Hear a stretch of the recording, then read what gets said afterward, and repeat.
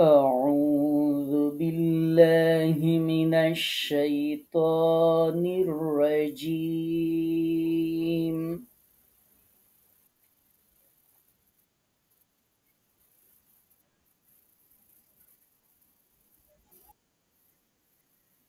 بسم الله الرحمن الرحيم.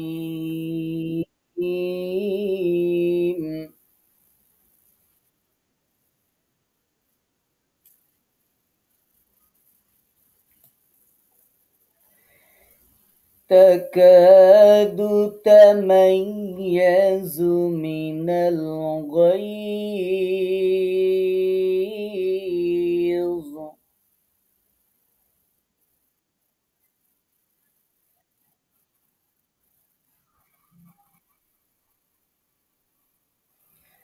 تكاد تميز من الغيظ.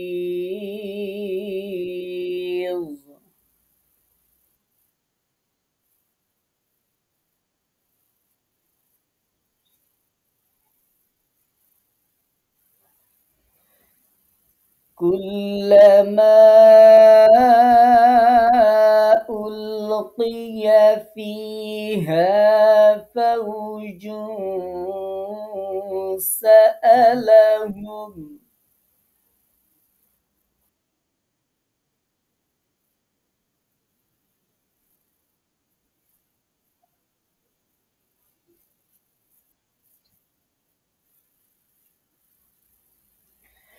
كلما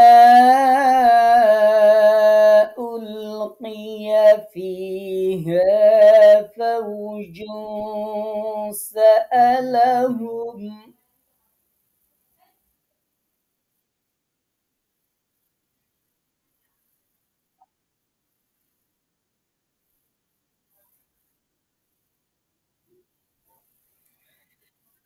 سألهم خزنتها ألم يأتكم نذير.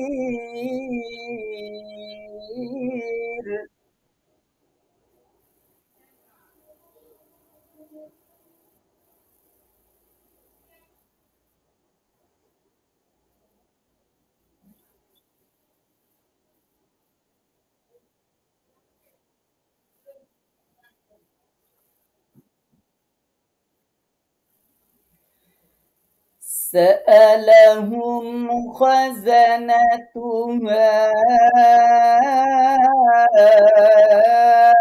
ألم يأتكم نذير.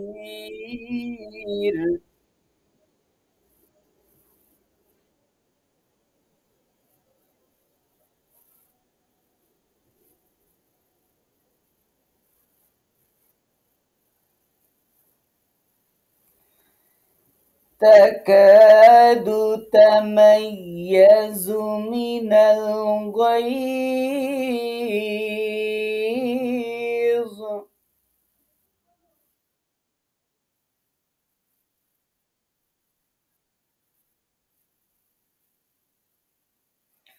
تكاد تميز من الغيظ.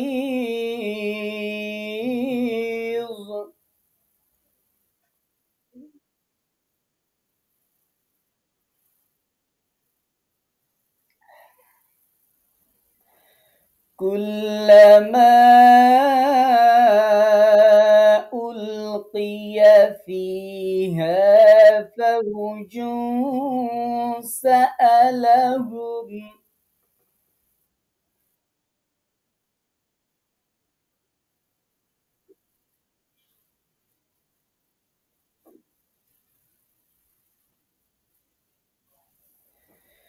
كلما ألقي فيها فوج سألهم.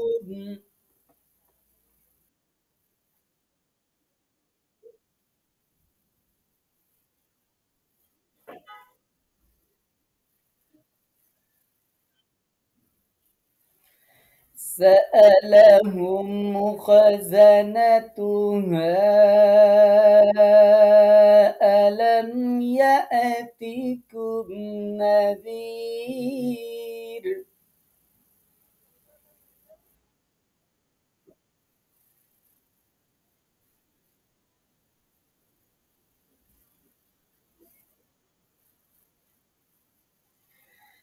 سألهم خزنتها ألم يأتكم نذير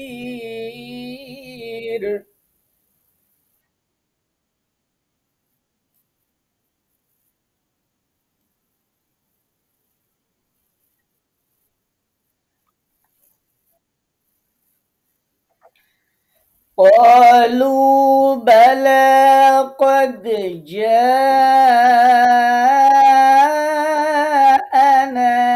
نذير فكذبنا وقلنا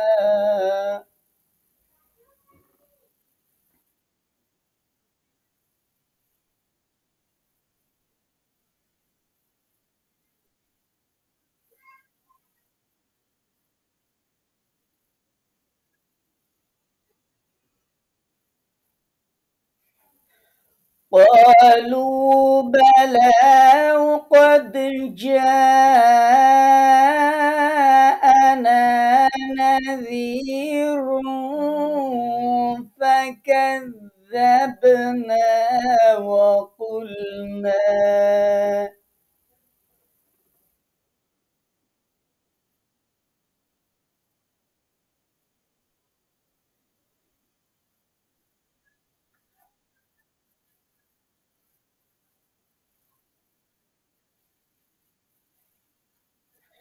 وقلنا ما نزل الله من شيء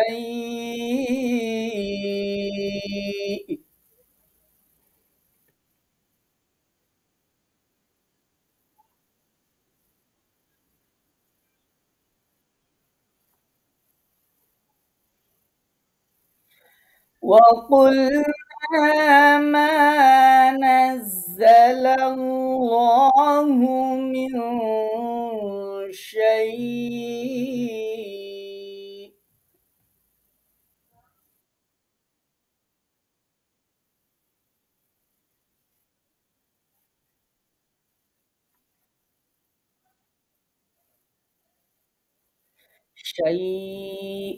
হামজা উচ্চারণ করতে হবে হ্যাঁ ইন আনতুম ইল্লা ফি ضلالin كبير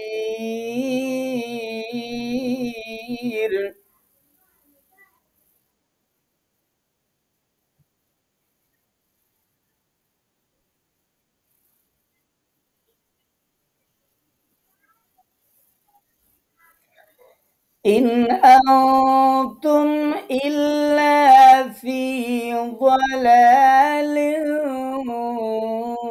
كبير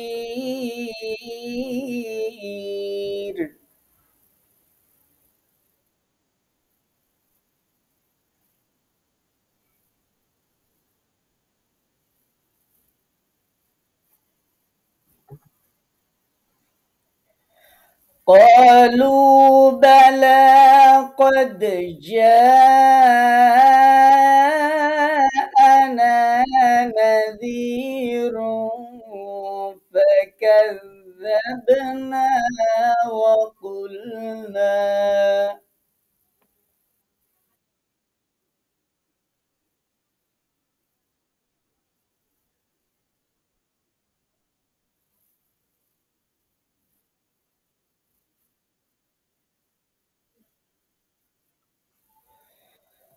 وقلنا ما نزل الله من شيء إن أنتم إلا في ضلال كبير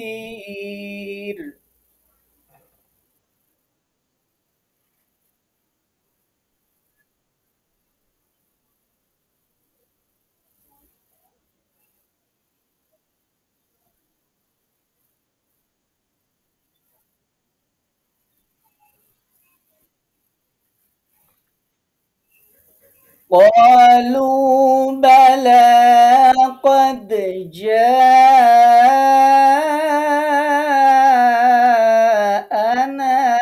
نذير فكذبنا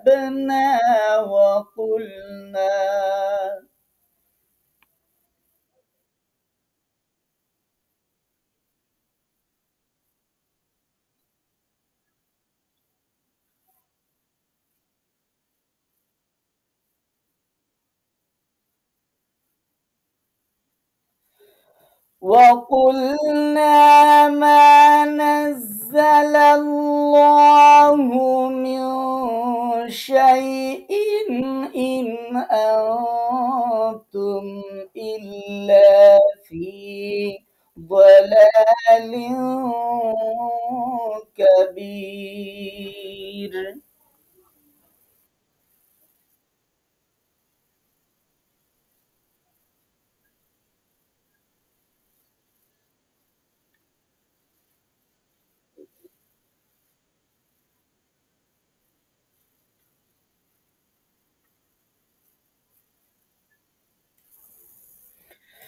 وقالوا لو كنا نسمع أو نعقل ما كنا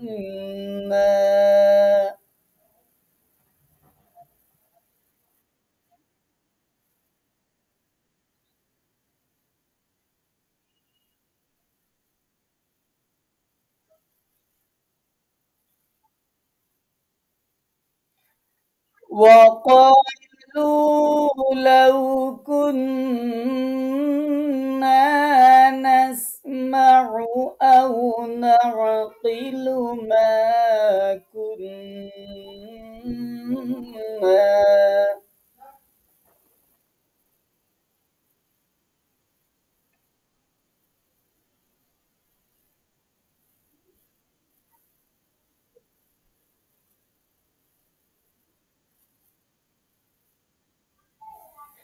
ما كنا في أصحاب السعير.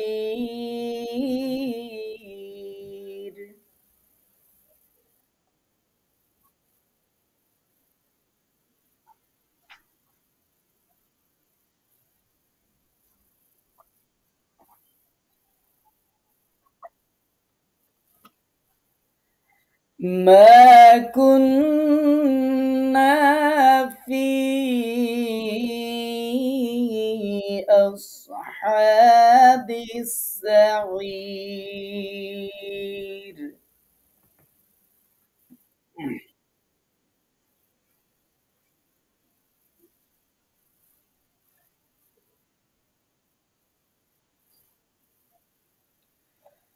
وقالوا لو كنا نسمع أو نعقل ما كنا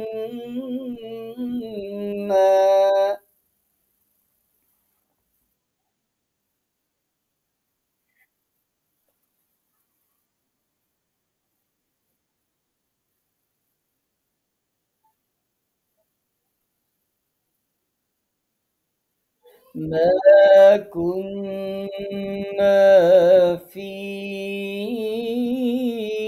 أصحاب السعير.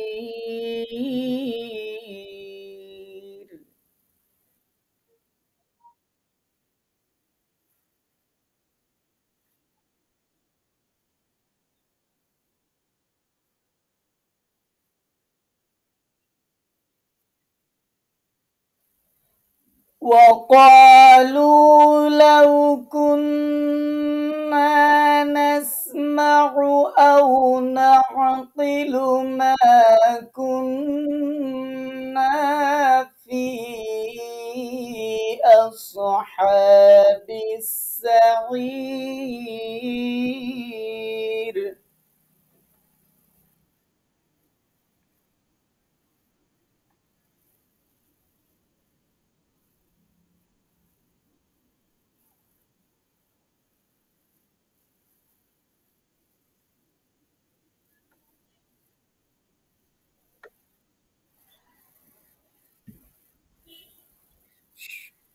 সবাই স্পিকারগুলো বন্ধ করেন। আমরা যে আয়াতগুলো পড়লাম সেই আয়াতগুলো এখন আমরা এটার অর্থ শিখবো ইনশাল্লাহ। একটু কষ্ট করে সবাই। ঠিক আছে, সমস্যা না, আমাদের শেষ হয়ে যাবে ইনশাল্লাহ। আচ্ছা, আমরা 8 নম্বর আয়াত থেকে শুরু করেছি। তাকাদু তামাইয়াজু, এখান থেকে তাকাদু তামাইয়াজু মানে হচ্ছে ফেটে পড়ার মতো হবে, সহজ বাংলা। এই তাকাদু মানে হচ্ছে মতো হওয়া বা উপক্রম হওয়া। তামাইয়াজু ফেটে পড়া। তো ফেটে পড়ার মতো হবে বা ফেটে পড়ার উপক্রম হবে। মিনাল গাইজ রাগে, রোষে, ক্ষোভে। মিনাল গাইজ, গাইজুন মানে হচ্ছে রাগ। রাগের কারণে, ক্ষোভের কারণে, রোষের কারণে ফেটে পড়ার উপক্রম হবে। কুল্লামা উলকিয়া, কুল্লামা মানে যখনই, উলকিয়া নিক্ষিপ্ত হবে, ফিহা তার মধ্যে, ফাউজুন কোন দল, সাআলাহুম সাআলা জিজ্ঞেস করা হবে, হুম তাদেরকে, সাআলাহুম তাদেরকে জিজ্ঞেস করবে, খজানা তুহা খজানা মানে হচ্ছে, খজানা মানে হচ্ছে রক্ষী, খজানা তুহা উহার রক্ষীরা জিজ্ঞেস করবে, আলাম ইয়াতিকুম আসে নাই কি, আসে নাই কি মানে তোমাদের কাছে আসে নাই কি, আলাম ইয়াতিকুম তোমাদের কাছে আসে নাই কি, নাজিরুন কোন সতর্ককারী। তাহলে এই আয়াতের অর্থ হচ্ছে যে ক্রোধে সেটি ফেটে পড়ার উপক্রম হবে, বা ক্রোধে বা রোষে সেটি ছিন্ন ভিন্ন হওয়ার উপক্রম হবে। তো কি উপক্রম হবে, এটা কিন্তু এই আগের আয়াতে আছে যে জাহান্নাম, জাহান্নাম ক্রোধে ফেটে পড়ার উপক্রম হবে।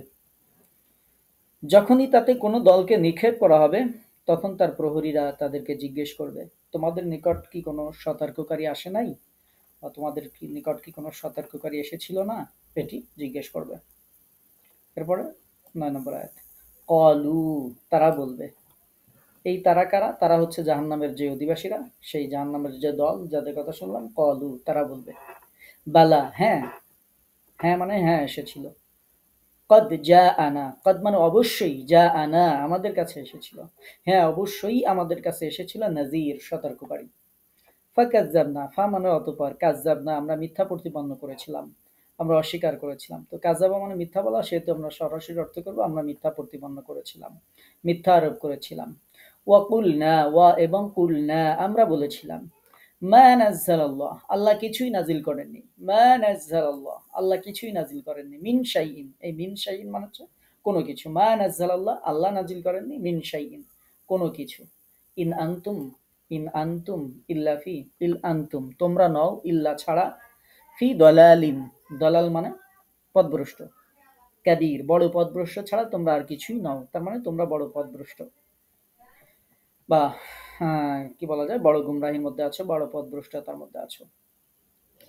তাহলে এই আয়াতের অর্থ হচ্ছে, তারা বলবে যে হ্যাঁ আমাদের নিকট সতর্ককারী এসেছিল, তখন আমরা তাদেরকে মিথ্যাবাদী আখ্যায়িত করেছিলাম এবং বলেছিলাম আল্লাহ তাআলা কিছুই নাজিল করেননি, তোমরা তো ঘোর বিভ্রান্তিতে রয়েছো, তোমরা তো ঘোর পথভ্রষ্টতার মধ্যে রয়েছো। ওয়াকালু এবং তারা বলবে, এই তারা কারা, ওই জাহান্নামী যারা, সেই জাহান্নামীরা বলবে আর কি, ওয়াকালু তারা বলবে, লাউ কুন্না, লাউ মানে যদি, কুন্না নাসমাউ আমরা শুনতাম, কুন্না আমরা, নাসমাউ নাসমাউ মানে এর মধ্যে আমরা আছে, যদি আমরা শুনতাম। তাহলে অকালু এবং তারা বলবে, লাউ কুন্না নাসমাউ যদি আমরা শুনতাম, আও না আকিলু, আও মানে অথবা, না আকিলু যদি আমরা একটু আকল খাটাইতাম, যদি আমরা একটু বিবেচনা করতাম, যদি আমরা একটু বুঝতাম, এরকম। মা কুন্না, মা কুন্না তাহলে আমরা হতাম না, ফি আসহাবিস সাইর এই সাইরের অধিবাসী আমরা হতাম না। তার মানে এই জ্বলন্ত আগুন, সাইর মানে হচ্ছে জ্বলন্ত আগুন, এই জ্বলন্ত আগুনের অধিবাসী আমরা হতাম না। তাহলে আর তারা বলবে, যদি আমরা শুনতাম অথবা বুঝতাম, তাহলে আমরা জ্বলন্ত আগুনের অধিবাসীদের মধ্যে থাকতাম না। এটা তারা বলবে, জাহান্নামীরা বলবে।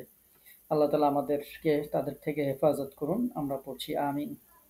আমাদের মধ্যেও বলবে, যাদের কাছে কোরআনের দাওয়াত গিয়েছিল, কোরআনের শেখার জন্য আহ্বান করা হয়েছিল, তারা শিখে নাই, তারাও এই কথা বলবে, যদি কোনো কারণে আল্লাহ না করুন যদি কেউ জাহান্নামী হয়ে যায়, তখন সে বলবে, যদি আমি একটু পড়তাম, একটু বুঝতাম, একটু শিখতাম, সে অনুযায়ী যদি আমল করতাম। তো এখানে এর জন্য দুইটা কথা বলা হয়েছে, যদি আমরা শুনতাম, আও না আকিলু যদি একটু আকল খাটাইতাম, যদি একটু বোঝার চেষ্টা করতাম, যদি একটু বিবেচনা করতাম। তো তাহলে আজকে আমরা জাহান্নামের অধিবাসী হতাম না। এটা তারা আফসোস করবে যারা দিন থেকে দূরে সরে আছে।